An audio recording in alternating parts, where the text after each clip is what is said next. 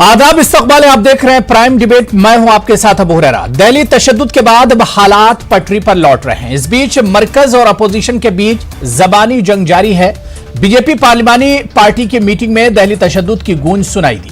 वजीर-ए-आजम मोदी ने अपोजिशन पर हमला किया। वजीर-ए-आजम नरेंद्र मोदी ने कहा कि वो मुल्क के मफाद में काम कर रहे हैं, जबकि कुछ लोग पार्टी के लिए लड़ रहे हैं। उन्होंने कहा कि वो मुल्क के मफादात को पार्टी से ऊपर रखते हैं। इस मौके पर वजीर-ए-आजम ने बीजेपी अरकान को इंसानियत और मोहब्बत आम करने की हिदायत दी।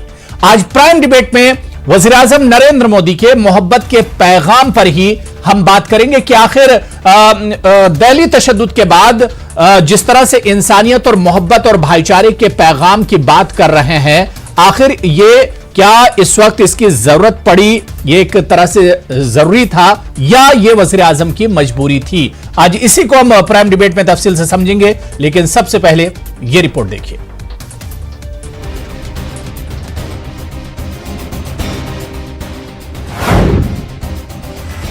वज़ीर-ए-आज़म मोदी का मोहब्बत का पैगाम। बीजेपी अरकान को इंसानियत आम करने की हिदायत। बड़ी देर कर दी मेहरबान आते आते। दिल्ली तशद्दुद पर मरकज और अपोजिशन के बीच जबानी जंग जारी है। बीजेपी पार्लिमानी पार्टी की मीटिंग में दिल्ली तशद्दुद की गूंज सुनाई दी। वज़ीर-ए-आज़म नरेंद्र मोदी ने अपोजिशन पर हमला किया। वज़ीर-ए-आज़म नरेंद्र मोदी ने कहा कि वो मुल्क के मफाद में काम कर रहे हैं, जबकि कुछ लोग पार्टी के लिए लड़ रहे हैं। उन्होंने कहा कि वो मुल्क के मफाद को पार्टी से ऊपर रखते हैं। वज़ीर-ए-आज़म ने कहा कि मुल्क की तरक्की के लिए अमन, यकजहती और इत्तेहाद जरूरी है। उन्होंने कहा कि हम मुल्क के मफाद में काम कर रहे हैं। मुल्क का मफाद और पार्टी के मफाद की लड़ाई जारी है। वज़ीर-ए-आज़म ने कहा कि अपोजिशन पार्टी के मफाद में काम कर रहा है। इस मौके पर वज़ीर-ए-आज़म ने कहा कि हमारी पार्टी बीजेपी को मुल्क के मफाद में काम करना चाहिए। मुल्क में अमन और अमान बरकरार रखना पार्टी लीडरों की जिम्मेदारी है। वज़ीर-ए-आज़म नरेंद्र मोदी ने साबिक वज़ीर-ए-आज़म डॉक्टर मनमोहन सिंह का नाम लिए बगैर कहा कि कुछ लोगों को भारत माता की जय बोलने में दिक्कत होती है। उन्होंने बीजेपी अरकान पार्लिमान को नसीहत की कि वो अपने फराइज को सही तरीके से अंजाम दें। वज़ीर-ए-आज़म ने तकरीबन 15 मिनट तक मीटिंग की। इस मौके पर वज़ीर-ए-आज़म ने बीजेपी के अरकान पार्लिमान की क्लास ली। उन्होंने कहा कि आप पर 125 करोड़ लोगों की जिम्मेदारी है। शहरियत तरमीमी कानून को लेकर शुमाल मशरिकी दिल्ली में हुए तशद्दुद के बाद वज़ीर-ए-आज़म मोदी ने यह बयान दिया है। दिल्ली तशद्दुद में तकरीबन 50 अफराद हलाक हुए हैं और 200 से ज्यादा जख्मी हैं। इसके अलावा बड़े पैमाने पर माली नुकसान हुआ है। Bureau report, news 18 Urdu. तो एक तरफ दिल्ली में तशद्दुद बरपा हुआ, हालांकि दिल्ली तशद्दुद के बाद अब हालात पटरी पर तेजी से लौट रहे हैं और यह यूं कहा जाए कि एक तरह से तशद्दुद तो थम गया, लेकिन लोगों के दिलों में अभी भी डर और खौफ है और इस डर और खौफ को निकलने में एक लंबा वक्त लगेगा। इस बीच आज वज़ीर-ए-आज़म नरेंद्र मोदी ने बीजेपी के अरकान पार्लियामेंट के साथ एक अहम मीटिंग की और इस मीटिंग में वज़ीर-ए-आज़म नरेंद्र मोदी ने भाईचारे, इत्तेहाद और अमन की बातचीत की। वज़ीर-ए-आज़म ने कहा कि मुल्क के मफाद के लिए काम करना चाहिए और मुल्क के मफाद में तरक्की बहुत अहम है और तरक्की के लिए भाईचारा बहुत अहम हो जाता है। अगर हम मिलजुल कर रहेंगे, आपसी भाईचारा रहेगा, तो मुल्क तरक्की करेगा। अब सवाल यह उठ रहा है कि आखिर वज़ीर-ए-आज़म नरेंद्र मोदी को दिल्ली के भयानक तशद्दुद के बाद आखिर इस तरह का बयान देना एक तरह से मजबूरी है या इसे जरूरत समझा जाए? आज इसी को हम समझने की कोशिश करेंगे। और एक सवाल यह भी उठ रहा है कि वज़ीर-ए-आज़म नरेंद्र मोदी ने अमन और भाईचारे और इत्तेहाद का पैगाम जरूर दिया है, लेकिन क्या आपको नहीं लगता है कि तकरीबन एक हफ्ते के बाद जो तशद्दुद, भयानक तशद्दुद हुआ, उसके एक हफ्ते के बाद वज़ीर-ए-आज़म की तरफ से इस तरह का बयान आता है? कहीं बहुत देर तो नहीं कर दी वज़ीर-ए-आज़म साहब आपने इस तरह का बयान देने में? आपको यह बयान और पहले देना चाहिए था, ताकि इतना ज्यादा नुकसान दिल्ली वालों का ना होता और इंसानियत का नुकसान नहीं होता। इसी पर हम प्राइम डिबेट में बात करेंगे। बहुत खास मेहमान मेरे साथ जुड़े हुए हैं। अपने मेहमानों का आपसे तारुफ करा देता हूं। मेरे साथ अब्दुल खलीक जी रुकने पार्लियामेंट है कांग्रेस के, मेरे साथ जुड़ चुके हैं। महेश वर्मा जी लीडर हैं बीजेपी के, घनेंद्र भारद्वाज जी स्पोक्सपर्सन है आम आदमी पार्टी के, दिल्ली से जुड़े हुए हैं, और डॉक्टर समीर दलवाई जी तर्जुमान है, स्पोक्सपर्सन है एनसीपी के, वो भी मेरे साथ जुड़े हुए हैं। कुछ देर में पॉलिटिकल एनालिस्ट भी हमारे साथ इस डिबेट का हिस्सा होंगे। अपने तमाम मेहमानों का बहुत इस्तकबाल है, बहुत वेलकम। मैं सबसे पहले महेश वर्मा जी आपके पास आना चाहूंगा। महेश वर्मा जी, एक तरफ तो दिल्ली के राइट्स हुए और काफी जानी और माली नुकसान बहुत बड़े पैमाने पर हुआ, क्योंकि दिल्ली के इन दंगों पर सवाल इस वजह से भी लगातार उठता रहा क्योंकि हमारे मुल्क की राजधानी में, कैपिटल में इस तरह के दंगे हुए थे। और उसके बाद अब जो वजीर आजम नरेंद्र मोदी साहब का बयान आता है, यहां पर वो भाईचारे की बात करते हैं, पीस की बात करते हैं, अमन अमान की बात करते हैं। मेरा सीधा सीधा सवाल महेश वर्मा जी यही है कि आखिर यह बयान क्या वक्त की जरूरत थी या मजबूरी में इस तरह का बयान देना पड़ा? नहीं, प्रधानमंत्री ने तो जो कुछ भी कहा उन्होंने अपना कर्तव्य समझ के कहा, और जहां भी इस तरह की इंसानियत के साथ कोई ऐसा निंदनीय या अशोभनीय या कहिए कि मानवीय मूल्यों का जहां पे इस तरह का हनन हो, वहां निश्चित रूप से एक, जब हम सभ्य समाज में रहते हैं, वहाँ प्रधानमंत्री क्या हर आदमी इसे ज़रूरी समझेगा कि इस तरह का कोई भी कुकृत्य या कृत्य हो तो उसको रोकने की कोशिश करनी चाहिए। लेकिन सबसे बड़ी बात है कि प्रधानमंत्री ने तो अब से पहले कई बार अपील की, या वो जनसभा के माध्यम से या जो जो फोरम मिले वहाँ पे सभी तरह से उन्होंने कहने की और बताने की, समझाने की कोशिश की। लेकिन सवाल उठता है कि इस दिल्ली में एक मुख्यमंत्री भी है, उसके अभी कोई दायित्व है। इसी तरह से विपक्ष के लोग जो हैं, जो ये जानते हैं कि सीएए नागरिकता किसी के लेने का ये कानून नहीं है, ये नागरिकता देने का कानून है, ये स्पष्ट रूप से कानून में है। एनआरसी जो है, गृह मंत्री जी ने एक प्रस्ताव रखा कि भाई इसके ऊपर जो है अगर कोई सकारात्मक सोच बनती है या अच्छी सोच बनती है, या लोगों को लगता है कि इस देश में ऐसी चीजों की जरूरत है जिससे कि हम विदेशियों को या विदेशी जो यहाँ पे जिस तरह से नहीं ठीक है। महेश वर्मा जी, इस पर देखिए बहुत तफसील से पहले भी बात हो चुकी कि एनआरसी क्या है, एनपीआर क्या है और सीएए क्या है, इस पर बहुत तफसील से बात हुई है। मैं सिर्फ यह समझना चाह रहा था, आपने कहा कि पीएम मोदी ने इस वक्त जो अमन, भाईचारा और पीस का जो बयान दिया है, यह उन्होंने अपना एक दायित्व, एक जो उनका फर्ज था उसे उन्होंने एक निभाया है। क्या महेश वर्मा जी आपको नहीं लगता है कि वजीर आजम साहब ने यह बयान देने में थोड़ी देरी कर दी, देर हो गई इस बयान देने में? पर जिस तरह से नहीं, ये बयान देने में थोड़ी सी देरी हो गई। उन्होंने गंदे गंदे वहां पे जिस तरह से सेंटिमेंट्स लोगों के भड़काए गए हैं, उसी का तो नतीजा है ये। नहीं, मैं ये कह रहा हूं जो बयान अमन और भाईचारे का जो बयान आया, बहुत इसकी तारीफ होनी चाहिए, इसका वेलकम किया जाना चाहिए, बल्कि वेलकम किया जा रहा है। बहुत अच्छा बयान दिया पीएम मोदी ने, लेकिन क्या यह बयान देरी से नहीं दिया गया है महेश वर्मा जी? नहीं, मैं ये कह रहा हूं कि देरी नहीं, जो कुछ किया अभी तक मुझे आप एक बार भी बता दीजिए सीए को लेकर या एनआरसी को लेकर किसी ये जो कंफ्यूजन था, किसी एक भी एमपी या किसी विपक्ष के लीडर ने ये कहा कि भाई बहनों आप सड़क से जाइए, हम इसको संसद में उठाएंगे, हम आपकी बात को रखेंगे, हम आपके प्रतिनिधि हैं, हम भी इस देश के लिए कुछ करने के लिए सोचते हैं, हम भी इसमें अपनी चीजों को किस तरह से कंट्रीब्यूट करना है वो बात हम रखेंगे? किसी ने भी नहीं कहा। जब भी कहा प्रधानमंत्री ने कहा, जब भी कहा गृह मंत्री ने कहा, अरे भाई, और आप ये क्या थे? ये तमाशाबीन थे? ये दंगा हो रहा था, दंगाई जो है वो लोगों को मार रहे हैं, बसें जला रहे हैं, और मुख्यमंत्री चैन से अपने घरों में सो रहे हैं। ये क्या मतलब है? ठीक है, सोनिया जी उठ के आ रही हैं एक बार। तो अब इस दंगे पर भी तो पार्लियामेंट में चर्चा नहीं करा रही है सरकार। महेश जी, अब इस दंगे पर भी अपोजिशन जब मांग कर रहा है कि इस दंगे पर पार्लियामेंट में चर्चा कराई जाए, तो उसके लिए भी सरकार तैयार नहीं है। देखिए साहब, दंगे पे चर्चा बिल्कुल, आज की डेट में आप दंगे पे चर्चा क्यों कराना चाहते हैं? दंगे कराते हैं और फिर दंगे पे चर्चा कराने की मांग करते हैं, ये क्या मतलब हुआ? ये कौन सा तरीका है? आप जान लेके, आप इंसानियत का खून करके, आप वहां कह रहे हैं कि अब हमने इंसानियत का खून कर दी, इस खून के ऊपर अच्छा किस चीज की चर्चा कराएंगे? आपने जिसको भड़काया है, आपने जो दंगा कराया है, आपने जिस तरह से लोगों को सड़क पे उतारा है, उसके ऊपर आप क्या करेंगे? आप क्या बोलेंगे? नहीं तो चर्चा तो कम से कम कराई जानी चाहिए। मैं अब्दुल खलीक जी आपके पास आना चाह रहा हूं सर।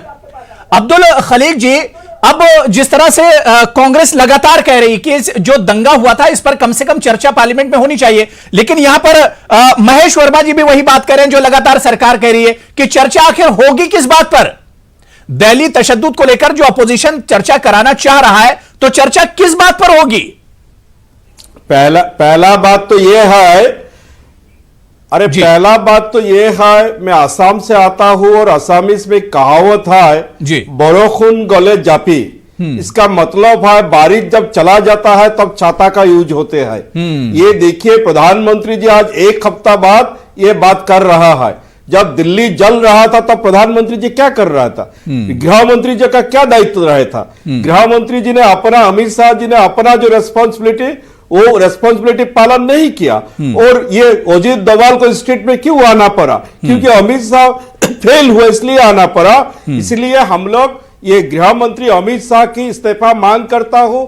और जो भाजपा के प्रवक्ता ने जो बोला दंगा किसने कराया? दंगा आपकी जो कपिल मिश्र, आपकी जो अनुराग ठाकुर, आपकी जो परवेश वर्मा, ये लोग जो बयान दिया, जो नफरत फैलाया, इसके बावजूद ये दंगा हुआ।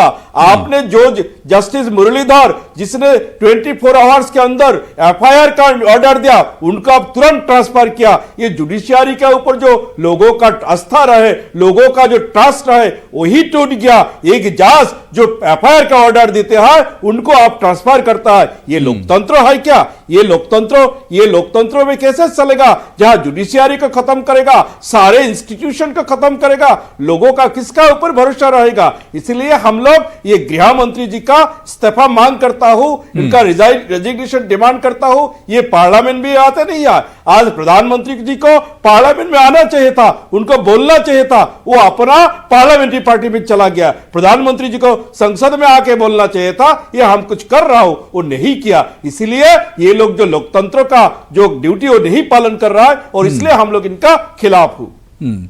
बिल्कुल। इस बीच मेरे साथ और बहुत खास मेहमान अरुण पांडे जी, सीनियर एडिटर हैं न्यूज 18 यूपी उत्तराखंड के, वो भी हमारे साथ डिबेट में जुड़ चुके हैं। अरुण पांडे साहब, आपका भी बहुत इस्तकबाल है न्यूज 18 उर्दू में। मैं ज्ञानेंद्र भारद्वाज जी आपके पास आना चाहूंगा। ज्ञानेंद्र जी, अभी जिस तरह से महेश वर्मा जी ने कही कि पूरी जिम्मेदारी क्या सेंटर की ही बनती है, दिल्ली की सरकार भी तो है और उसका भी तो कुछ दायित्व बनता है, उसका भी तो कुछ फर्ज है कि दिल्ली में अगर इस तरह के हालात हुए तो दिल्ली की सरकार को क्या कुछ करना चाहिए था। आज भी ज्ञानेंद्र भारद्वाज जी हम देखते हैं कि जो लोग मुतासरीन है वो मदद के लिए एक तरह से अभी भी तरस रहे हैं, उन तक मदद नहीं पहुंच रही है। यह तो मेरा एक अपना सवाल हुआ जो महेश वर्मा जी ने उठाया था। और दूसरा सवाल जिस पर आज हम डिबेट कर रहे हैं कि आखिर पीएम मोदी को जिस तरह से अमन और भाईचारे का बयान देना पड़ा है और खासतौर से जो उनके एमपीज हैं, जो रुकने पार्लियामेंट हैं, उनको बिठाकर पीएम ने एक तरह से क्लास ली है कि आपसी और भाईचारा जब होगा जब ही मुल्क तरक्की कर सकता है।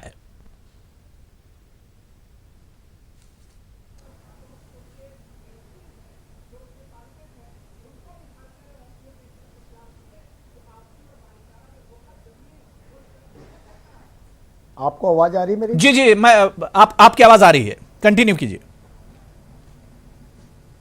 अबू जी? जी जी, मैं आपको सुन पा रहा हूं। भारद्वाज जी कंटिन्यू कीजिए। अबू जी आवाज आ रही है? बिल्कुल, मुझे सुन पा रहे हैं आप? हाँ अबू जी, जो आप कह रहे हैं, जी जी, देखिए 23 तारीख को दिल्ली में जाफराबाद मेट्रो स्टेशन के पास भारतीय जनता पार्टी का नेता कपिल मिश्रा जाता है और वहां पे एनआरसी के विरोध में लोग बैठे हुए थे। बिल्कुल उनके सामने एनआरसी के समर्थन में लोगों को बिठाता है और वहां पे खड़ा होकर भड़काऊ भाषण देता है, दिल्ली पुलिस के डीसीपी को थ्रेट करता है और उसके बाद वहां से माहौल बिगड़ना शुरू होता है दिल्ली का। जी। अंकित शर्मा मारा जाता है। अंकित शर्मा के भाई कहते हैं कि मेरे भाई का हत्यारा ताहिर हुसैन है। ताहिर हुसैन पे 302 की एफआईआर हो जाती है। दूसरी तरफ एक लड़का राहुल सोलंकी मारा जाता है। राहुल सोलंकी के पिताजी कहते हैं कि मेरे लड़के की हत्या का दोषी अगर कोई है तो उसका नाम कपिल मिश्रा है। कपिल मिश्रा पे कोई एफआईआर नहीं होती। दिल्ली हाई कोर्ट में बाकायदा ऑनरेबल जस्टिस मुरलीधर कहते हैं 4 लोगों की वीडियोस वहां पे चलती है और जस्टिस मुरलीधर कहते हैं कि इन चारों पे दंगा भड़काने के आरोप में एफआईआर होनी चाहिए। परवेश वर्मा, अनुराग ठाकुर, अभय वर्मा और कपिल मिश्रा, लेकिन किसी पे एफआईआर नहीं हुई। और उसके बाद होता क्या है, देखिए बेशर्मी देखिए कि कपिल मिश्रा को दिल्ली पुलिस Y+ सिक्योरिटी देती है, एक दंगाई को Y+ सिक्योरिटी देती है। जिस आदमी की वजह से दिल्ली में 50 से ज्यादा लोगों की जान चलेगी, जो दिल्ली के दंगों का गुनाहगार है, जो दिल्ली का दोषी है, उसको सिक्योरिटी देती है पुलिस। सरकार कपिल मिश्रा या अनुराग ठाकुर या इन लोगों को कहां कसूरवार मान रही है? आज हमने पार्लियामेंट में कहा है ज्ञानेंद्र जी कपिल मिश्रा या अनुराग ठाकुर या दूसरे लोगों को कहां कसूरवार मान रही है? इनका मुकदमा सरकार तो इन्हें कसूरवार मान ही नहीं रही है। कपिल मिश्रा जैसे लोगों का नार्को टेस्ट होना चाहिए। नार्को टेस्ट कराओ, सार्वजनिक रूप से कराओ, पूरे दिल्ली के दंगों का सच सामने आ जाएगा। कपिल मिश्रा का जिस दिन नार्को टेस्ट हो जाएगा, FIR कराओ, नार्को टेस्ट हो, पता चल जाएगा कि दिल्ली के गुनाहगार कौन है, किन लोगों ने दिल्ली में आग लगाई, कौन लोग दिल्ली की नार्को टेस्ट की क्या जरूरत है जब सारी चीज सामने है? कपिल मिश्रा ने भारद्वाज जी, जब सारी चीजें सामने, जिस तरह की बयानबाजी हुई है, उसमें नार्को टेस्ट की जरूरत क्या है? मिनट भी नैतिकता के आधार पे भारद्वाज जी मुझे सुन पा रहे हैं? कोई अधिकार नहीं है। अमित शाह कहते, ज्ञानेंद्र भारद्वाज जी मुझे सुन पा रहे हैं, लेकिन हमने कार्रवाई नहीं करी। अमित शाह कहते कि मुझे लग रहा है शायद कुछ टेक्निकल प्रॉब्लम है। ज्ञानेंद्र भारद्वाज जी की आवाज मुझ तक तो आ रही है, लेकिन मेरी आवाज शायद वहां तक नहीं पहुंच पा रही है। मैं डॉक्टर समीर आपके पास आना चाहूंगा। समीर दलवाई जी, शरद पवार जी ने एक चीज कही थी जब दिल्ली में इस तरह के दंगे हुए, उस वक्त शरद पवार ने एक बात कही थी कि चुनाव हार गए हैं और चुनाव हारने का गुस्सा एक तरह से इन दंगों पर बीजेपी निकाल रही है।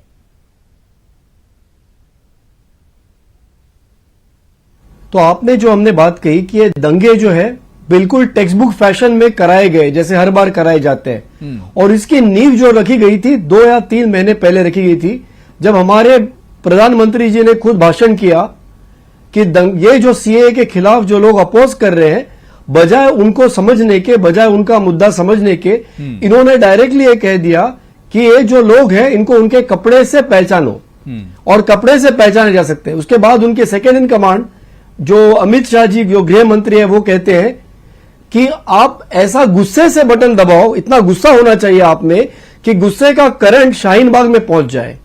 तो जब ये जो नंबर 1 नंबर 2 एक क्लियर डायरेक्टिव देते अपने पार्टी को कि गुस्सा आना चाहिए, कपड़ों से आइडेंटिफाई करना चाहिए, बटन दबाइए, करंट जाना चाहिए, तो ये बेचारे कपिल मिश्रा जी है, जो परवेश वर्मा जो है, फिर अनुराग ठाकुर जी, ये तो अपने करियर के बारे में सोचेंगे ना कि हमें हमारे बॉस को खुश करना है, तो सबको मंत्री बनना है, सबको आगे कुछ पॉलिटिकल ये चाहिए। तो जब नंबर 1 नंबर 2 बॉस ही कह रहे हैं कि गुस्सा होना चाहिए, कपड़ों से आइडेंटिफाई करना चाहिए, तो अगर ये दिल्ली वाले नहीं करेंगे तो पार्टी से क्या उनका वैल्यू रहेगा? तो ये जो है पिछले 2-3 महीने से एटमॉस्फेयर बिल्डअप हो रहा है। ऐसे ही ओवरनाइट दंगे नहीं होते। और इसमें यह बात सच है कि इलेक्शन में हारने के बाद जो गुस्सा था, या जो लोग हार गए हैं, उनको अपनी एक ताकत दिखानी थी, पोलराइजेशन करना ही था। तो ये दंगे बिल्कुल सही है, कराए गए हैं। अब अगर दंगे कराए गए हैं, तो जब पार्लियामेंट में मांग हुई कि भाई आप इस पे चर्चा करिए, इस पे आप फाइंड आउट करिए कि किसने दंगे करवाए, तो बात ही नहीं करनी है, क्योंकि बात करने की जरूरत ही नहीं है। ये तो क्लियर क्रोनोलॉजी जो अमित शाह कहते हैं, उनके शब्द में मैं कहूंगा कि ये प्राइम मिनिस्टर साहब ने कुछ शुरू किया, अमित शाह ने उसमें और तेल डाला है, और उसके बाद ये चिंगारी लगी है। आप अगर जब आग लगती है, आप ब्लेम किसको करेंगे? आप लकड़ियां जो जलती है उन्हें ब्लेम करेंगे, या जो चिंगारी जो आग लगाती है उसे ब्लेम करेंगे? तो ये जो हो रहा है माहौल, इसका सीधा सीधा कारण जो आप देख रहे हैं वही है। लेकिन आज की जो बात जो कह रहे हैं कि देश में तरक्की नहीं है, लेकिन आज का पीएम मोदी का बयान देखिए, उन्होंने मोहब्बत और पीस की बात की है, आपसी भाईचारे की बात की है, वही उसी पे मैं आ रहा हूं, उसी पे मैं आ रहा हूं, ह्यूमैनिटी की बात की है उन्होंने। मैं भाईचारे की बात की है, उन्होंने बात यह की है कि उसके बगैर तरक्की नहीं हो सकती। आज कम से कम 5.5-6 साल के बाद इन्होंने मान तो लिया कि देश में तरक्की नहीं हो रही है। ये बहुत बड़ा स्टेटमेंट है, ये बहुत बड़ा स्टेटमेंट है। कल रघुराम राजन जी का भी स्टेटमेंट आया कि हम सुनते थे 20 साल से कि 2020 में इंडिया कहां होगा, अब हम 2020 देखते हैं तो मायूस हो रहे हैं। पीएम साहब ने भी बहुत सही कहा कि तरक्की नहीं हो रही है, और तरक्की नहीं होने की वजह ये परसों के दंगे सिर्फ नहीं हो सकते ना।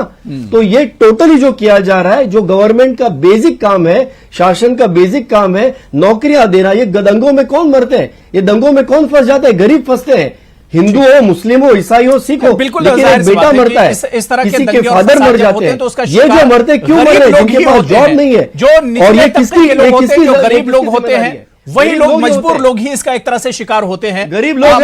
मैं अरुण पाटिल जी आपके पास आना चाहूंगा। सर, जो नसीहत आज पीएम मोदी ने की है, जो अमन और भाईचारे की बात वजीर आजम नरेंद्र मोदी कर रहे हैं, इसके क्या कुछ माने निकाले जाएं? एक तरफ दिल्ली का दंगा हुआ है, वहां पर बड़े पैमाने पर एक तरह से नुकसान हुआ है और सबसे ज्यादा नुकसान समाज का हुआ है, इंसानियत का नुकसान हुआ है। इस दंगे के फौरन बाद जिस तरह से पीएम मोदी अमन, भाईचारा, इत्तेहाद, ह्यूमैनिटी, इंसानियत इसकी बात कर रहे हैं, क्या कुछ माने इसके निकाले जाएं? पांडे साहब, प्राइम मिनिस्टर जो एक हीट बिल्डअप हुई है पार्लियामेंट में, उसको भी शांत करने की कोशिश है। दूसरा, प्रधानमंत्री चूंकि पार्लियामेंट सेशन बजट के बाद शुरू हुआ है, तो ये स्वाभाविक ही था कि जब पार्लियामेंट्री पार्टी को आप संबोधित करेंगे तो इस मुद्दे पर तो बात होगी ही। इसमें ये जो है ना, ये ट्वीट तो वो पहले कर ही चुके थे जब दंगे हुए थे, तब उन्होंने ट्वीट किया था कि ये नहीं होना चाहिए। ये देखिए कि ये इसमें ये जो बात चल रही कि पार्लियामेंट में इस पे बहस होनी चाहिए, मैं अभी फिलहाल उसके फेवर में नहीं हूं कि इसलिए नहीं होनी चाहिए कि वापस वो घाव कुरेदे जाएंगे, क्योंकि पार्लियामेंट में जब बहस होगी तो एकदम दोनों पक्ष बहुत ही अपने अपने तर्क लेके आएंगे और दोनों पक्ष बहुत ही तेवर के साथ बात करेंगे, तो वो जो घाव अभी एकदम हरे हैं, अभी दिल्ली पूरी तरह से शांत नहीं हुआ है, वो वापस एकदम उठाया जाएगा। दोनों पक्ष बताएंगे, एक दूसरे को दोषी ठहराएंगे, फिर एक दूसरे पे वार करेंगे और उससे जो ऑलरेडी अनस्टेबल सिचुएशन है वो गड़बड़ हो सकती है। तो वो फैसला तो सही है, उस पर अभी बहस नहीं होनी चाहिए, क्योंकि उससे बहस से कुछ हासिल होगा नहीं, उस उल्टे होगा ये कि उल्टे माहौल और खराब होगा। प्रधानमंत्री ने ये जरूर किया है कि ये करके एक स्टेट्समैन की इमेज अपनी बनाने की कोशिश की है कि हम जो कुछ हुआ है उससे दुखी हैं और आप भूल के आपको आगे बढ़ना पड़ेगा। हालांकि ये इतने बड़े जो दंगा जो दिल्ली का हुआ है वो बहुत ही अनप्रेसिडेंटेड है और इतने भयानक हुआ है कि इसको बहुत टाइम लगेगा, और टाइम तो तब लगेगा जब लोग सामान्य होने देंगे। दोनों तरफ के लोग ये स्थिति को सामान्य नहीं होने देंगे, क्योंकि ब्लेम गेम जब भी होगा मतलब अगर इस पर सियासत होगी तो लोगों के जख्म भर नहीं पाएंगे। अगर इस पर सियासत होती रहेगी, बिल्कुल एकदम सियासत में जख्म नहीं भरेंगे और इसमें होगा क्या कि आपको फिर वो बात याद दिलाई जाएगी। बिल्कुल, तो इससे क्या है कि दोनों पक्ष दोषी हैं। बिल्कुल समीर, जो बात अरुण पांडे जी ने कही कि अभी अगर पार्लियामेंट में इस इश्यू पर चर्चा होती है, क्योंकि बहुत भयानक एक तरह से दंगा हुआ है, बहुत जानी और माली नुकसान हुआ है, अगर इस पर अभी बहस और चर्चा हो जाती है तो ये मामला फिर से एक तरह से ताजा हो जाएगा। अभी तो जख्म भरने की एक तरह से शुरुआत हुई है, हालात पटरी पर लौटना शुरू हुए हैं। मेरे भाई, आपने एक बात सुनी होगी, बातें गिरा देती है नफरतों की दीवार। ये आपने सुना होगा, और ये लोकशाही में शायद पहले बार हम सुन रहे हैं कि खामोश रहने से कोई जो इतनी हॉरिबल दुखद घटना हुई है, जब इतने सारे लोग मर गए, इतने सारे लोग बेघर हो गए, उस पर बात ही नहीं करना, ये लोकशाही का कौन से तत्व में बैठता है, कौन से तंत्र में बैठता है, ये मैं नहीं समझ सकता। आप कम से कम ये जो गवर्नमेंट की जो एक पॉलिसी रही है नरेंद्र मोदी जी की, कि कोई चीज हो जाए बात ही नहीं करनी, ये बहुत ही घातक है। आपको तो सीएए से जो प्रोटेस्ट कर रहे हैं उनसे भी बात किए होते, अगर 2 महीने पहले आप लोगों से बात किए होते तो आज ये घटना नहीं होती। आप बात करना ही नहीं चाहते, आप सिर्फ एक मैसेज देना चाहते हो जो आपके फॉलोअर्स है उनको, कि कपड़ों से पहचानो, करंट पहुंचना चाहिए। और ये बातें, अगर किसी को जख्म पे मरहम लगाना है, जिन्होंने दंगे भड़काए उनको जेल में डालिए, उसी से जिनके घर में जो मौतें हुई है उनको राहत मिलेगी, वहां पे मरहम लगने शुरू हो जाएगा। जिन्होंने दंगे भड़काए, जिन्होंने रैली में मिनिस्टरों ने कहा कि गोली मारो, उनको जेल में डालो, उससे उनके जख्म भरेंगे। महेश वर्मा जी, खामोश रहने से जख्म नहीं भरते। एक तरफ हिटलर के सामने भी लोग खामोश बैठे थे, हिटलर पीएम साहब कर रहे हैं, लेकिन दूसरी तरफ पार्लियामेंट में इस पर चर्चा नहीं हो रही है। आखिर चर्चा से भाग क्यों रहे हैं? क्या यही वजह जो अरुण पांडे साहब बता रहे हैं कि अभी ताजा मामला और इस पर सियासत? चोर की दाढ़ी में तिनका, चोर की दाढ़ी में तिनका है ये। देखिए साहब, मैं चोर की दाढ़ी में तिनका है ये जो एनसीपी के हमारे मगरमच्छ के आंसू मित्र जो है, ये जिस तरह से बात कह रहे हैं जी, इनसे एक सवाल पूछना है। इनसे पूछिए कि महाराष्ट्र सरकार ने क्या विधानसभा में केरल की तरह या पंजाब की तरह क्या कोई ऐसा प्रस्ताव सीए के खिलाफ पास किया है? महाराष्ट्र के इनके जो नेता है, जो एनसीपी, जिनको बहुत बड़ा सेकुलर नेता अपने आप को मानते हैं, जो इस देश के अलगाववादी एल्गार को समर्थन देते हैं, इनसे पूछिए कि कब उन्होंने एक बार भी अमन और शांति की अपील की है?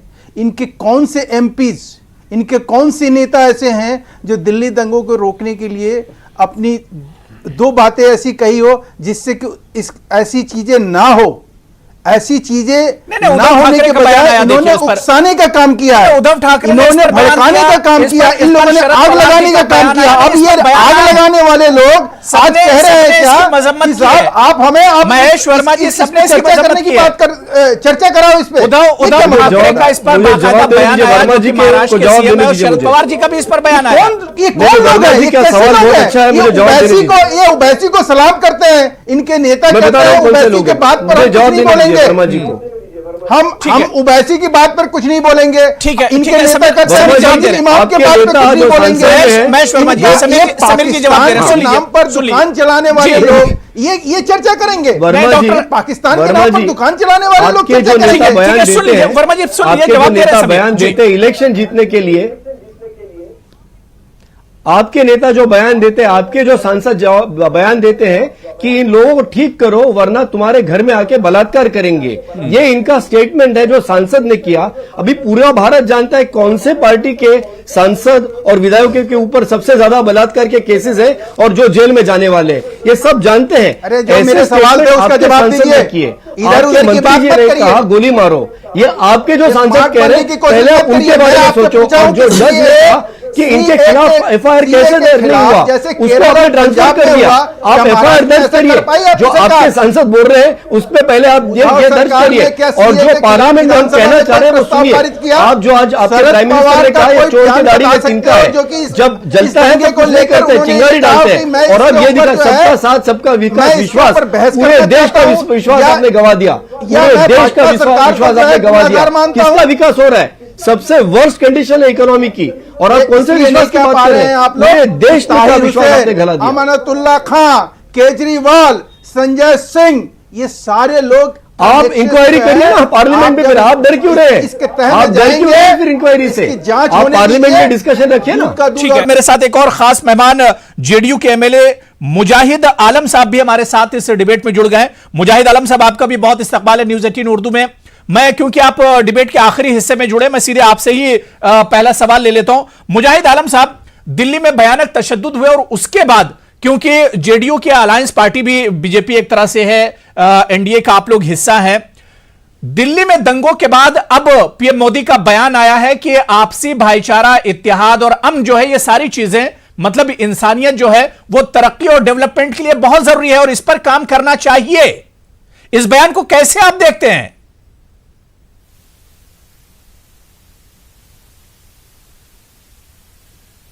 जी, लेकिन जिन लोगों ने माहौल खराब किया जी, और जिन लोगों, चाहे वो किसी भी पार्टी के नेता हो, उन लोगों पर भी एक कार्रवाई होनी चाहिए ताकि अवाम में एक स्ट्रॉन्ग मैसेज जाए कि कोई भी यहाँ पर अमन को बिगाड़ने का काम करेंगे तो वो बख्शे नहीं जाएंगे। तो वजीर आजम साहब से दरखास्त होगी कि ऐसे नेताओं पर, चाहे वो किसी भी पार्टी के हो, बीजेपी के हो, जेडीयू के हो, एआईएमएम के हो और ही दूसरे पार्टियों के हो, जिनके भड़काऊ बयानात के कारण माहौल बिगड़ा, और तो उस पर भी कार्रवाई होनी चाहिए।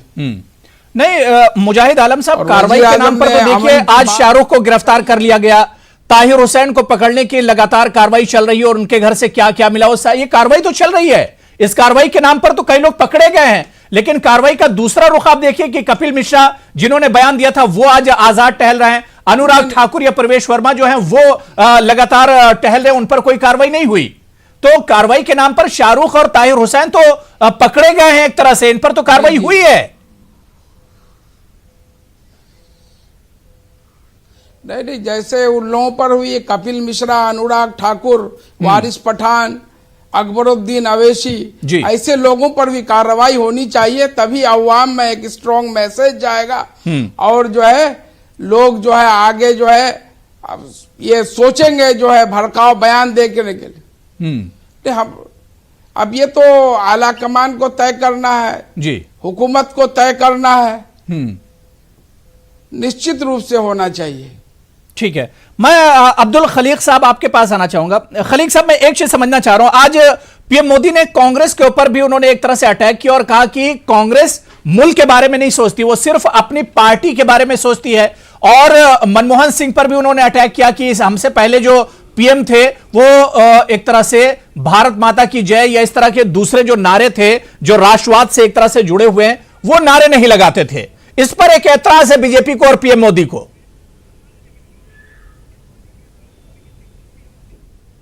देखिए, पहला बात तो मोदी जी का मुल्क का कोई चिंता नहीं है। जो पार्टी पॉलिटिक्स उन्होंने करते हैं, हम लोग कभी पार्टी पॉलिटिक्स नहीं करते हैं। हमारे लिए मुल्क देश सबसे आगे है और इसलिए हम लोग वोट का भी चिंता नहीं करता हूं, पार्टी का भी चिंता नहीं करता हूं। अभी मोदी जी ने मनमोहन सिंह जी का आलोचना किया।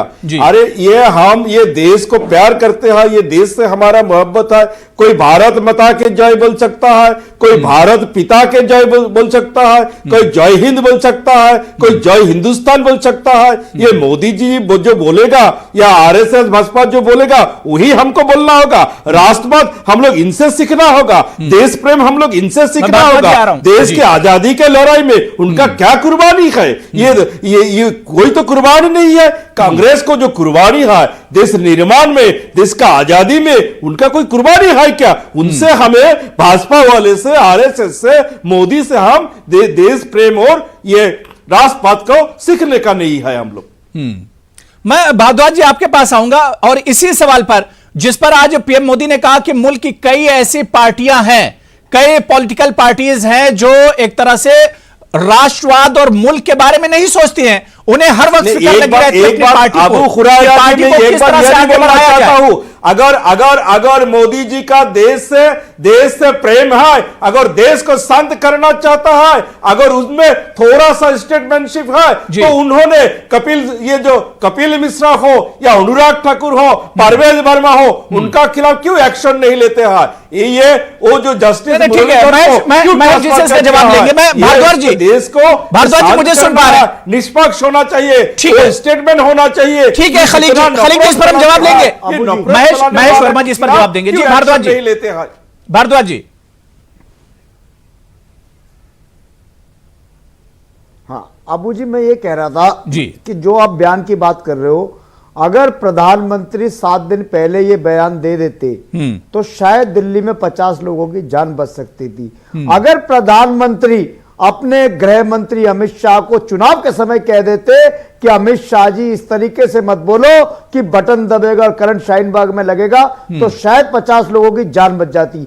अगर उस समय प्रधानमंत्री अनुराग ठाकुर को कह देते कि ये गोली मारो वाले नारे मत लगाओ, तो शायद 50 लोगों की जान बच जाती। उस समय प्रधानमंत्री अगर परवेश वर्मा को कह देते कि अरविंद केजरीवाल आतंकवादी नहीं है, वो एक चुनी सरकार का मुख्यमंत्री है और कोई किसी के घर में जाके रेप नहीं कर रहा, कोई किसी की लड़की को नहीं उठा रहा, तो शायद इन 50 लोगों की जान बच जाती। लेकिन नहीं होगा, क्योंकि भारतीय जनता पार्टी के डीएनए में हिंसा है। भारतीय जनता पार्टी सांप्रदायिक पार्टी है और भारतीय जनता पार्टी हमेशा सांप्रदायिक दंगों पे राजनीति करके लोगों की लाशों पे सरकार बनाने का काम भारतीय जनता पार्टी करती है। भारतीय जनता पार्टी को देश के लोग जानते हैं, इनके डीएनए में, इनके खून में दंगे हैं और ये चाहते हैं कि देश में कम्युनिटी को निकाल दिया जाए। एक कम्युनिटी को किसी भी तरीके से ये चाहते हैं कि देश को एक ही कम्युनिटी चलाए, एक ही कम्युनिटी रन करे, दूसरी कम्युनिटी का इस देश में कोई योगदान नहीं है। और आज भी देखिए दिल्ली हिंसा होती है लेकिन कार्रवाई सिर्फ ताहिर हुसैन पे होती है, शाहरुख गिरफ्तार होते हैं लेकिन कपिल मिश्रा पे नहीं। तो उस ताहिर हुसैन पर कार्रवाई तो आम आदमी पार्टी ने भी की, आपकी पार्टी ने भी उस पर कार्रवाई की भारद्वाज जी। गिरिराज सिंह पे कोई नहीं। आज तो आम आदमी पार्टी और केजरीवाल ने ताहिर हुसैन के साथ नहीं है। करी है, हम कह रहे हैं कि एक तरफा कार्रवाई मत हो। अगर ताहिर हुसैन दोषी है तो उससे ज्यादा दोषी कपिल मिश्रा है, जिसने दिल्ली के नहीं तो आम आदमी पार्टी ने काम करा है। जब अभी ताहिर के बारे में कोई सच्चाई सामने नहीं आई, ताहिर के बारे में अभी कोई फैक्ट सामने नहीं आए, आम आदमी पार्टी ने तो उसे निकाल दिया पार्टी से। कम से कम केजरीवाल ने तो कार्रवाई कर दी अपनी तरफ से, आम आदमी पार्टी ने तो कार्रवाई कर दी। जैसे अब अगर बीजेपी, अब अगर सेंट्रल गवर्नमेंट कर रही है कार्रवाई, तो क्या है? 300 हत्या का मुकदमा दर्ज हो गया, हमने ताहिर को निकाल दिया, भारतीय जनता पार्टी कपिल मिश्रा को निकाल के दिखाए, परवेश वर्मा को निकाल के दिखाए, अनुराग ठाकुर को निकाल के दिखाए, गिरिराज सिंह को निकाल के दिखाए, करे ना भारतीय जनता पार्टी। ठीक है महेश वर्मा जी, महेश वर्मा जी, दो तरफा काम नहीं हो महेश सकते। वर्मा जी, एक देखिए तरफ कई सवाल है, कई लोगों ने खलीक साहब से सवाल पूछा, इससे पहले समीर भारद्वाज जी ने और मुजाहिद आलम साहब ने भी, सारे लोगों के जवाब आपको देने महेश वर्मा जी कि आखिर जो लोग गुनहगार जो भड़काऊ बयानबाजी कर रहे थे, एक तरफ तो पीएम मोदी जी बहुत अच्छा बयान देते हैं अमन और भाईचारे का, दूसरी तरफ जो लोग भड़काऊ जबान इस्तेमाल करते हैं उनके खिलाफ कार्रवाई कब होगी? अब भारद्वाज जी सीना ठोक कर कह रहे हैं कि हमने ताहिर हुसैन को निकाल दिया, वो एक तरह से कसूरवार था, हमने निकाल दिया, बीजेपी कब कार्रवाई करेगी? महेश वर्मा जी। हाँ, यही बहुत अच्छा आपने सवाल पूछा मेरे से, और इस सवाल का जवाब जरा इत्मीनान से अगर घनीश जी सुने तो उनको समझ में आएगा कि इस पूरे दंगा के पीछे कितना बड़ा हाथ जो है केजरीवाल साहब का है, कितना बड़ा हाथ अमानतुल्लाह खां का है, कितना बड़ा हाथ संजय सिंह का है, कितना बड़ा हाथ जो है वो मनीष सिसोदिया का है। ये जो चीज आप लोगों ने किया या करवाया या जिस तरह से भी है, ताहिर हुसैन का जिस दिन कॉल डिटेल आ जाएगा, ये केजरीवाल, संजय सिंह, अमानुल्लाह खान, इनके आतंक का नेटवर्क पाकिस्तान से किस तरह से जुड़ा हुआ है, और ये क्यों पाकिस्तान को मुख्यमंत्री केजरीवाल ने कभी समर्थन किया था, क्यों हमारी सेनाओं पे सवाल खड़े किए थे, ये जवाब अब आपको मिलने वाला है, ये आपको जवाब 100% मिलेगा। एक बात, दूसरी बात सुन लीजिए, ये कह रहे हैं घनीश जी कि भाई मुख्यमंत्री प्रधानमंत्री जो है वो अब ये सवाल खड़ा कर रहे हैं, ये अब अमन अमान की बात कर रहे हैं। अरे भाई, मुख्यमंत्री ने तो राष्ट्रीय सुरक्षा सलाहकार को जैसे ही ये चीज उन्हें दिखाई दी कि भाई वहां स्थिति खराब हो रही है, अरे गृह मंत्री को जाना चाहिए था, के बिहार पे वहां गए, गृह मंत्री ने, सुनिए मजेदार बात सुनिए, वहां का एमएलए, लोकल एमएलए आम आदमी पार्टी का एमएलए दोषी अमित शाह है, आम आदमी पार्टी का एमएलए वहां का मंत्री दोषी है, उसका नाम अमित शाह है। अमित शाह मेरे पहले चुनाव के वक्त इसीलिए डोभाल को भेजा, इसीलिए डोभाल को भेजा हो रहा था, डोभाल को इसीलिए भेजा, नहीं आया, इसीलिए भेजा गृह मंत्री को पास ऑन करके, अगर तो प्रधानमंत्री को पता है जल रहा था, Amit Shah flop home minister है, होम का जो रूलर था वो चैन की बंसी बजा रहा था, तो उस तरह से मुख्यमंत्री अमित शाह जब दिल्ली हो रहा के कानून व्यवस्था मारे जा रहे थे, अमित शाह के ऊपर है, अमित शाह गृह मंत्री है, तो दिल्ली पुलिस गृह मंत्रालय के अंदर है, कभी और अमित शाह पूरे के पूरे कसूरवार है। आपसे करते ना तो ना आपको कपिल मिश्रा नजर आते, ना अनुराग ठाकुर नजर आते, अमित शाह कोई और नजर आता है। ठीक है, ठीक है, ठीक है, नहीं जाहिर सी बात है। देखिए अभी इस तरह से डिबेट में हल्ला मचाकर कोई अपना दामन बचा नहीं सकता है। जो गुनहगार होंगे वो एक दिन सामने जरूर आएंगे, जो गुनहगार होंगे वो सामने जरूर आएंगे, लेकिन बड़ा सवाल यही है कि जो लोग सबके सामने हैं, जिन्होंने इस तरह की बयानबाजी की, आखिर उन पर कार्रवाई कब होगी, ये अहम सवाल है। मैं डॉक्टर समीर आपके पास आ रहा हूं, अरुण पांडे जी बहुत देर से वेट कर रहे हैं, मैं आपके पास भी आऊंगा, लेकिन मैं समीर आपके पास आ रहा हूं। समीर, अहम सवाल यह है कि अब जबकि पीएम मोदी ने भाईचारे का बयान दिया है, अमन और पीस का बयान दिया है, उससे पहले जो बयानबाजी हुई बीजेपी की तरफ से, अनुराग ठाकुर ने क्या कहा, कपिल मिश्रा ने क्या कहा, परवेश वर्मा ने क्या कहा, गिरिराज सिंह क्या कह रहे हैं, वो सब चीज अलग है। लेकिन मैं ये कह रहा हूं कि जब अब पीएम मोदी साहब ने इतना अच्छा बयान दिया है, क्या आपको लगता है कि इसके बाद जिस तरह के भड़काऊ बयानबाजी बीजेपी की तरफ से लगातार हो रही है, क्या उस पर लगाम लगेगी? क्या इस फॉर्मूले पर, पीएम मोदी के इस मंत्र पर बीजेपी वाले अमल करेंगे? क्या लगता है समीर? अगर इस पे अमल करेंगे तो और क्या करेंगे? उनके पास है क्या और करने के लिए? क्या वो दिखाएंगे कि हमने 2 करोड़ जॉब नौकरियां दी? क्या वो बताएंगे कि हमारा जीडीपी बहुत बढ़ रहा है? वो क्या दिखाएंगे? उनके पास धर्म और सांप्रदायिकता भड़काने के खिलाफ के बगैर और कुछ है ही नहीं। और ये आप जो बात कह रहे हैं कि प्रधानमंत्री ने जो आज स्टेटमेंट करी, कि बयानबाजी की, बयान दिया कि अमन और भाईचारे का, अरे आप भाईचारे की बात कर रहे हैं तो जो 3 महीने से लोग पूरे देश में जो प्रोटेस्ट कर रहे हैं, आप उनसे जाके बात करिए। आप बड़े भाई हैं, आप भाईचारे की बात करिए, वो आपसे मोहब्बत करेंगे। आप बात ही नहीं करना चाहते। आप कह रहे हैं, आप बोलो भारत माता की जय, हम कह रहे हैं भारत माता की जय। जो लोग बेचारे मर गए इन दंगों में, किसी भी धर्म के हो, मैं ये नहीं कह रहा हूं कि आपने एक कौम के लोगों को मरा है, जो भी मर गए वो सब उनका खून बह रहा है, वो खून कह रहा है भारत माता की जय, और आपसे सवाल पूछ रहा है कि आपके लोग कह रहे हैं गोली मारो। तो आपने कौन से बयान दिए, आपके लोगों ने कौन से बयान दिए? भारत माता की जय तो जो बेचारे मर गए उनका खून कह रहा है भारत माता की जय, आपके लोग कह रहे हैं गोली मारो। तो कौन क्या बयानबाजी कर रहा है सबको पता है। मैं अरुण पांडे जी, अब सवाल यही उठ रहा है जो सवाल मैंने अभी डॉक्टर समीर से किया था, क्या इस बयान का जो पीएम ने स्टेटमेंट दिया है, उन्होंने ताकीद की है, नसीहत की है कि भाईचारा अगर रहेगा तो मुल्क तरक्की करेगा, मोहब्बत और पीस अगर रहेगा तो मुल्क तरक्की करेगा, और जाहिर सी बात है डेवलपमेंट एक बहुत बड़ा इशू इस वक्त मुल्क के साथ है। क्या अरुण पांडे जी आपको लगता है कि पीएम के इस बयान के बाद असर होगा, कुछ इसका असर दिखाई देगा? नहीं, इसका कोई खास असर इसलिए नहीं दिखेगा। आप ये देखिए कि बातों का असर तो बातें तो 1950 से हो ही रही है ना, बिल्कुल। स्पेसिफिक बातों का असर नहीं होता, इससे सेंटिमेंट पर असर पड़ता है। तो प्रधानमंत्री ने जो बोला है वो सेंटिमेंट अच्छा करने के लिए बोला है, इसलिए प्रधानमंत्री की बात को उस तरह से लीजिए आप। ये कहना कि इससे एकदम पूरा देश में दोनों तरफ से एनिमोसिटी जो है वो खत्म हो जाएगी, ये संभव नहीं है। आप ये देखिए कि पार्लियामेंट बहस की बात होती है, यहाँ जो बहस हो रही है वो भी आप देख लीजिए ना, बीजेपी के प्रवक्ता कह रहे हैं कि केजरीवाल आतंकवादी हैं, इनके हम आतंकवादी संबंधों का खुलासा कर देंगे। उधर वाला पक्ष कह रहा है कि नहीं, सारी गलती कपिल मिश्रा की है। आप ये देखिए कि ये दोनों ही कन्विंस हैं कि दोनों ही गलत बोल रहे हैं, दोनों के पास ही अपनी बात को सही साबित करने का कोई पुख्ता आधार नहीं है, लेकिन पॉलिटिकल बयानबाजी करनी है। अब भाई केजरीवाल के अगर पाकिस्तान से संबंध है तो तुरंत पकड़ में आ जाना चाहिए, क्योंकि यदि ये सीक्रेट यहां पर इनके पास है तो ये सीक्रेट सरकार के पास उससे पहले से होगा। सही बात, कोई हैरानी की बात तो है नहीं। सही। या उधर वो कह रहे हैं कि कपिल मिश्रा ने ये दंगे भड़काए और अनुराग ठाकुर ने भड़काए, तो ये लोग तो बोले हैं, लेकिन ताहिर हुसैन और इनके तो जो वीडियो आए हैं ये तो हथियारों के साथ आए हैं ना, तो इसलिए दोनों पक्ष अपने आप को सेटिस्फाई करने के लिए बोल रहे हैं।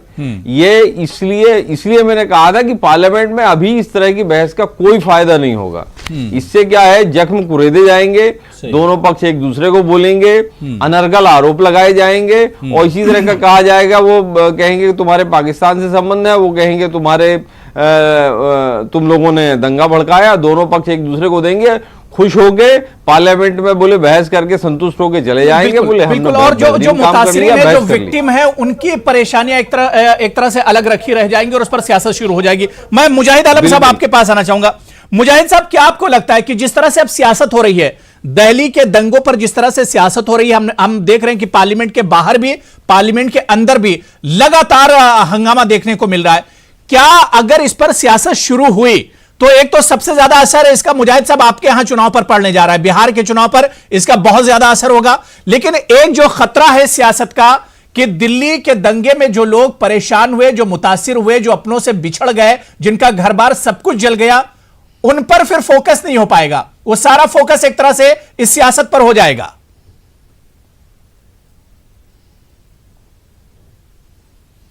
नहीं, दंगों पर तो सियासत नहीं होनी चाहिए। दंगों में जो भी मुतासरीन हैं, जो भी मारे गए हैं, जिनके जो है संपत्ति जो है जला दिए, बर्बाद हुए हैं, उनके रिहेबिलिटेशन और जो मारे गए लोगों के परिवार को मुआवजा मिलना चाहिए, और जो दोषी हैं उनको सजा भी मिलनी चाहिए। इससे पहले बिहार में 1989 में भागलपुर दंगा हुआ, और नीतीश कुमार की जब सरकार आई 2005 में, तो उन्होंने उस दंगों की जांच करवाई और दंगों में मारे गए जितने भी लोग थे उनके परिवार को मुआवजा दिलाया, मुजाहिद, और आज तक पेंशन देने का मुजाहिद आलम साहब, आज भी नीतीश कुमार जी एनडीए का हिस्सा है, पीएम मोदी के बहुत करीबी है, उनका असर पड़ सकता है अगर प्रेशर वो डालें कि इन दंगों की जांच कायदे से होनी चाहिए, जो कसूरवार है उन्हें इंसाफ तो कम से कम मिलना चाहिए, और इसमें एक अच्छा रोल अदा कर सकते हैं नीतीश कुमार जी। यही बात तो मैं कह रहा हूं जी, यही बात तो मैं कह रहा हूं कि दिल्ली सरकार और केंद्र सरकार को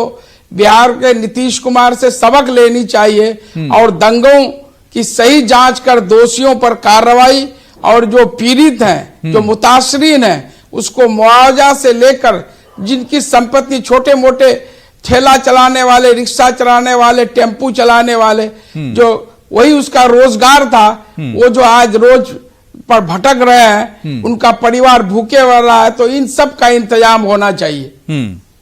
मैं खलीक साहब आपके पास आना चाहूंगा। अब क्या कुछ करने की जरूरत है कि सियासत ना हो, जो कसूरवार हैं उन्हें इंसाफ मिले? क्या कांग्रेस इसके लिए सड़कों पर निकलेगी? क्या कुछ करेगी इसके लिए कांग्रेस? पार्लियामेंट में आपकी बात सुनी नहीं जा रही है। देखिए हम लोग तो देखिए हम लोग तो शुरू से ही ये थोड़ा तो शंद भी होना चाहिए। शुरू से ही हमारे जो राष्ट्रीय अध्यक्ष श्रीमती सोनिया गांधी जी ने CWC का बैठक बुलाया, उसके बाद राष्ट्रपति भवन तक मार्च किया, और अभी हम लोग ये पार्लियामेंट में मुद्दा उठाना चाहता हूं। अगर ये उठाने नहीं देगा, जरूर हम लोग सड़क में उतरेंगे। ये लोगों का इंसाफ से है, बात हिंदू का नहीं है, बात मुसलमान का नहीं है, बात इंसाफ का है। ये भाजपा कितना दिन नफरत फैलाएगा? आज प्रधानमंत्री का तारीफ ये लोग करना चाहते हैं। अजीत डोभाल को उतराया, अच्छा बात किया, लेकिन ये अमित शाह का अगर सिर्फ पोर्टफोलियो चेंज कर दे, अगर प्रधानमंत्री जी में हिम्मत है, प्रधानमंत्री जी अगर कुछ करना चाहते हैं, स्टेटमेंटशिप दिखाना चाहते हैं, जो होम मिनिस्टर फेल हुआ, सिर्फ उनका पोर्टफोलियो चेंज कर दीजिए, हिंदुस्तान के तारीख, हिंदुस्तान के इतिहास चेंज हो जाएगा। अगर प्रधानमंत्री जी में दम है, हिम्मत है तो। मैं समीर जी आपके पास आना चाहूंगा। समीर जी, आज पीएम मोदी ने एक और बहुत अहम बात कही, और उन्होंने एक तरह से उनका शायद टारगेट अपोजिशन रहा हो। पीएम मोदी ने कहा कि जो लोग मुल्क को तोड़ना चाहते हैं उनके खिलाफ लड़ने की जरूरत है। सवाल यह उठ रहा है कि तोड़ना कौन लोग चाह रहे हैं? कौन लोग ऐसे जिन्हें मुल्क से मोहब्बत नहीं है? मैं सिर्फ एक बात में आपको जवाब दूंगा, जा रहा हूं जी, और ये मैं कहना चाहता हूं, कोई पार्टी के लोगों से नहीं, आम जनता से कहना चाहता हूं कि देखिए, आप इन बातों में बहकना बंद करिए। जब तक आप इन झगड़ों के बातों में बहकते रहेंगे, देश तरक्की नहीं करेगा। और इसमें और ध्यान देके और गुस्सा भड़काने में, और जो गुस्सा भड़का रहे उनके बातों में मत आइए। तो मैं एक नारा कहना चाहता हूं, जो लोग कह रहे हैं कि देश के दीवानों को, देश के बीमारों को गोली खिलाओ, पागलों को, ये जो गुस्से की, नफरत की जो आग भड़क रही है, कुछ लोगों के सर में भड़काई जा रही है, उनको थोड़ा शांत होने की जरूरत है। ठीक है, भारद्वाज जी, कौन लोग हैं जिनसे मुल्क को खतरा है, जिनके बारे में चिताया है पीएम मोदी ने? क्या ऐसे लोगों से लड़ने की जरूरत है? कौन लोग हैं ये? बारे में गुस्से से बटन दबाओ।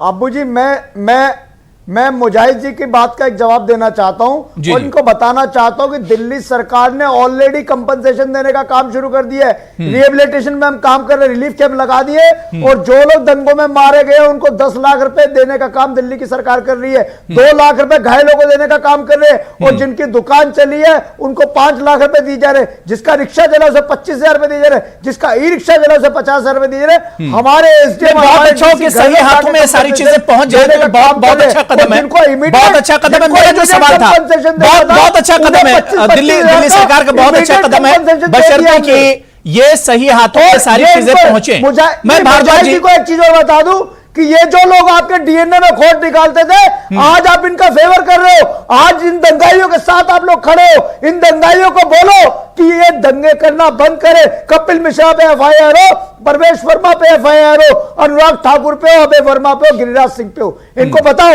ये वही लोग हैं जो आपके डीएनए में खोट निकालते थे।